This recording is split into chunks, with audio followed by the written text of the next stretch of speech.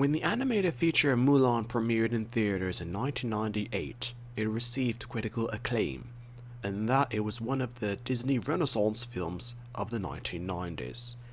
But what audiences did not expect is that in China, the film was dismally received, not making much revenue based off the costs to show it in the actual Chinese theaters at the time. It wasn't until years later that the West learned that the film did so poorly when originally shown and depicted in Chinese theaters. Why did Chinese audiences despise and downright hate the film so much, while Western audiences loved and appreciated it?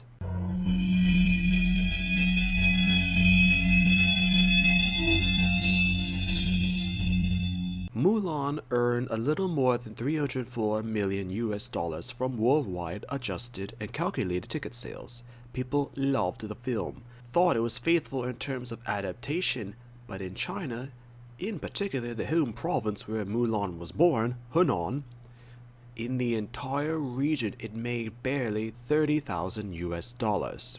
Further records from the time held the film premiere in Beijing in April at a showing in the Dahua Theater, and about 30 people accounted, but of the 400 seats were empty in the theater. Claims even went as far as Chinese viewers calling the character Young Mulan, or Foreigner Mulan in Mandarin, complaining that the artistic view of her displayed in the film looked Korean or Western.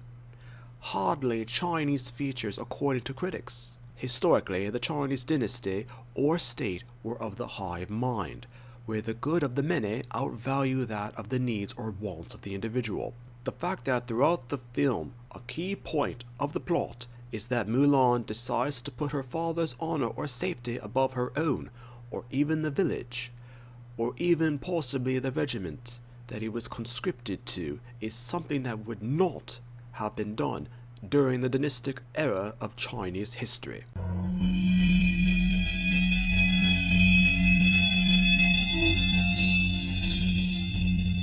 It's known that whenever Disney adopts a historical story for one of their animated features, certain aspects or details or even situations or circumstances of the story are changed to make it more family friendly or more relatable, even understandable. Western audiences love the fact that Mulan developed from a young girl with no self-confidence at all with her in the beginning of the film to a confident, more aware and fierce woman who had no problem asserting herself with her male counterparts in the film and to help defy a threat to her family and country, therefore saving countless lives in the process. The fact that Mulan rebels at the patriarchal society that is Chinese civilization for her own needs and desires, and at the same time bringing honor to family and country, is very appealing to Western audiences and in particular young women. Essentially, you can do what you have to do and do what you want to do at the same time. This is one of the reasons why the film did so well in Europe and America.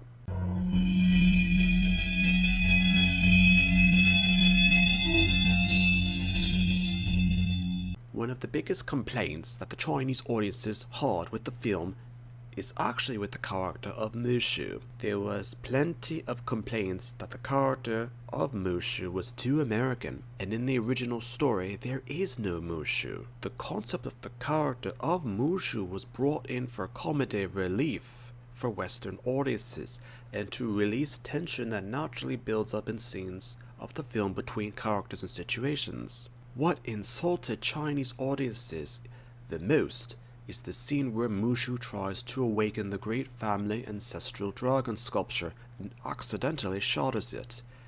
The great dragon is a much more powerful dragon that might be able to help better with Mulan and her mission, but Mushu hides this fact that he did this, later hiding behind the bushes while the ancestral spirits ask about the dragon and where is he? Where is he gonna go and help Mulan?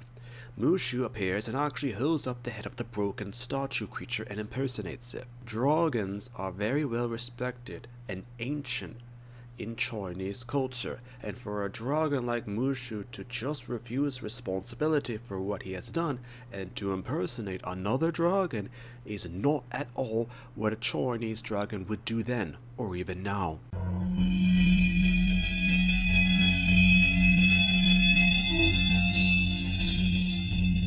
One of the most controversial decisions of the live-action adaptation of Mulan is, ironically, the songs.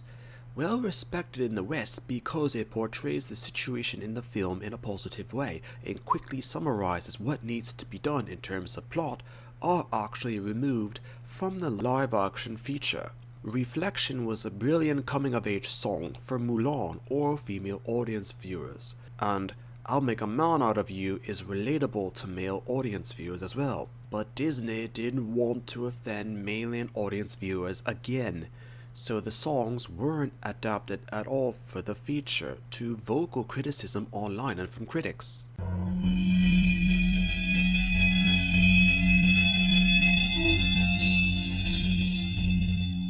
The character of Xiang was also discarded by Disney.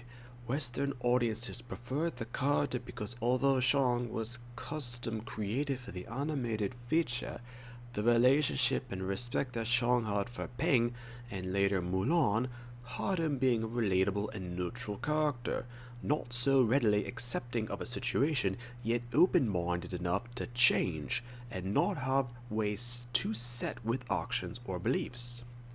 Most likely to avoid mistakes again by the animated feature, the quote-unquote love interest or companion for Mulan was changed to Qian Hongwei.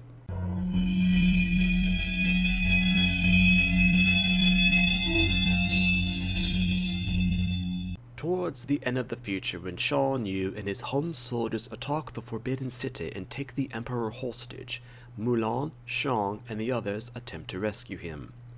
After Shan Yu dies in the fireworks explosion, the Emperor later thanks Mulan for her service to the dynasty and to the country, and gives a mild bow to her. Viewers in mainland China mentioned that this was also a severe insult, due to the fact that the Emperor is a representative of the mandate of heaven. He is the most powerful man in the empire, and also of the dynasty. To bow to an inexperienced soldier, and a woman at that, is an impossibility.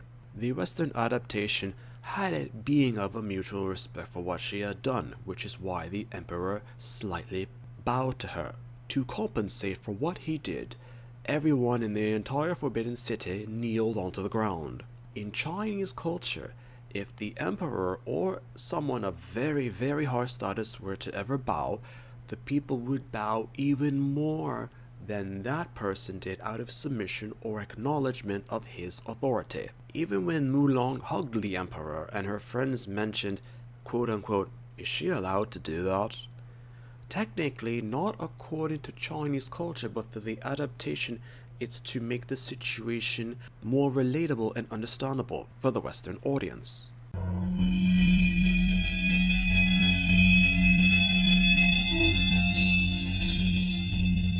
American media announced claims of early viewings of trailers or released media showing that Mulan and her family living in a Turlo home, which is a communal structure of the Hakka people of coastal southeastern China. According to Chinese legend, the Ballad of Mulan, in which Hua Mulan was first depicted, takes place in northern China, the Northern Wei dynasty to be exact.